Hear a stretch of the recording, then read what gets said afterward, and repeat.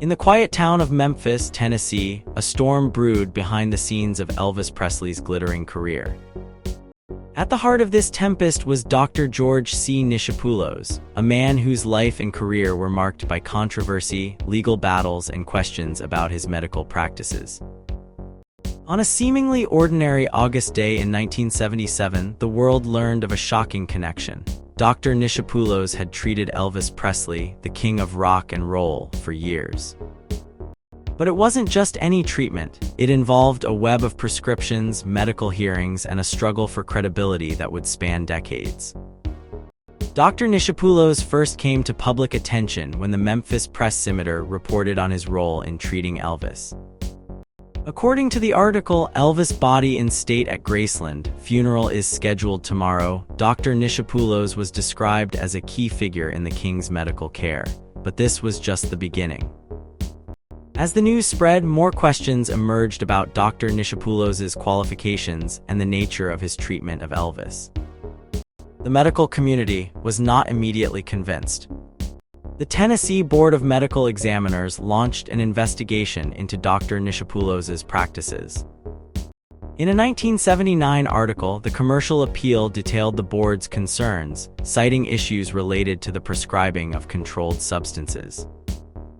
The board's scrutiny was not unfounded. In 1976, Dr. Nichopoulos had been involved in a significant controversy when he issued a medical certificate for Elvis, stating that the legendary singer was fit to perform despite evident health concerns. The legal battles began almost immediately.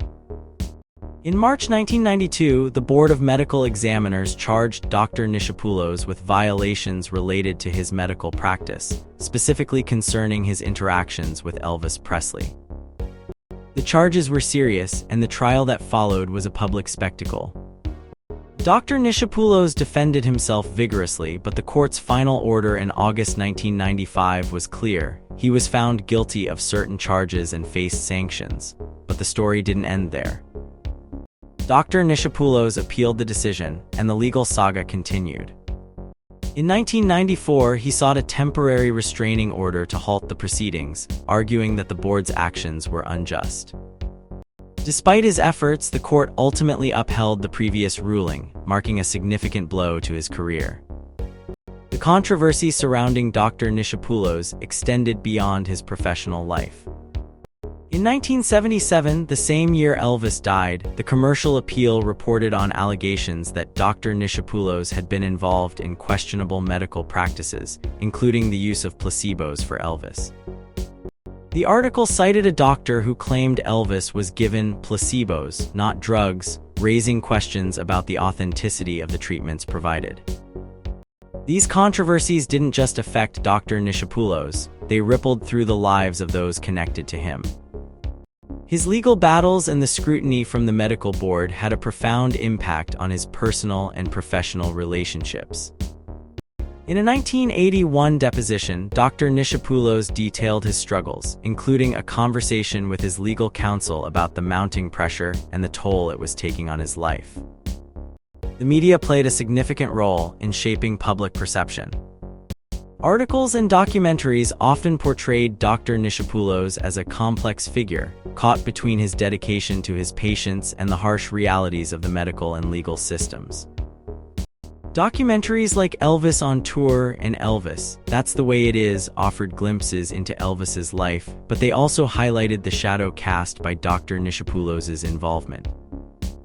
Despite the challenges, Dr. Nichopoulos continued to practice medicine, though his reputation was forever tarnished. His story serves as a stark reminder of the delicate balance between medical care and legal accountability. It raises important questions about the responsibilities of healthcare providers and the consequences of their actions. As we reflect on the life of Dr. George C. Nichopoulos, we are left with a complex picture of a man who walked a fine line between heroism and controversy. His journey through the legal system and the medical board hearings reveals the human side of a professional deeply entangled in the life of one of music's greatest icons. The legacy of Dr. Nichopoulos is a testament to the enduring impact of Elvis Presley's life and the intricate web of relationships that surrounded him. Dr. George Nichopoulos was a significant figure in both the medical and entertainment worlds, especially in Memphis, Tennessee. Born to Greek immigrant parents in Pennsylvania, Dr. Nichopoulos had a journey filled with dedication to medicine and a surprising intersection with rock and roll legend Elvis Presley.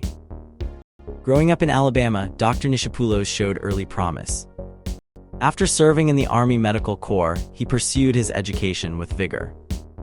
He started at the University of the South and later moved to the University of Tennessee, Memphis, where he made a breakthrough in medical science. He created the first artificial kidney in the South, helping people whose kidneys could no longer work.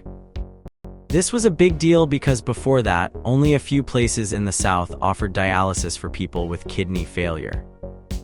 Dr. Nichopoulos continued his education, earning his MD from Vanderbilt University Medical School. After medical school, he did extra years of training to become an expert in several areas of medicine. He worked hard and quickly became an important doctor in Memphis, working with several hospitals.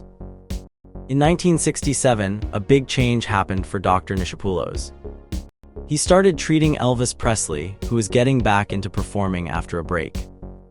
This was exciting for Dr. Nichopoulos, and he even traveled with Elvis on tour. Being Elvis's doctor wasn't just about checking his health, it meant being part of the rock and roll lifestyle. As Elvis's doctor, Dr. Nichopoulos was more than just a healthcare provider. He was like a friend and confidant. He understood Elvis's unique needs as a performer, dealing with the pressures of fame and the demands of constant travel and performance.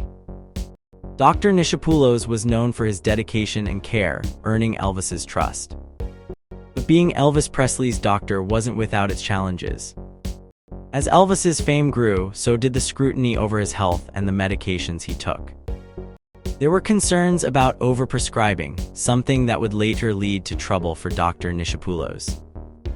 In 1995, his medical license was taken away because of these issues, even after he tried to appeal. This was a tough blow for someone who had dedicated his life to helping others. Despite losing his medical license, Dr. Nichopoulos kept working. He shifted to a role as a medical consultant, helping businesses with health-related matters. This change came after years of legal battles and the end of his partnership with other doctors. Dr. Nichopoulos' life was intertwined with Elvis's, and he knew the king well.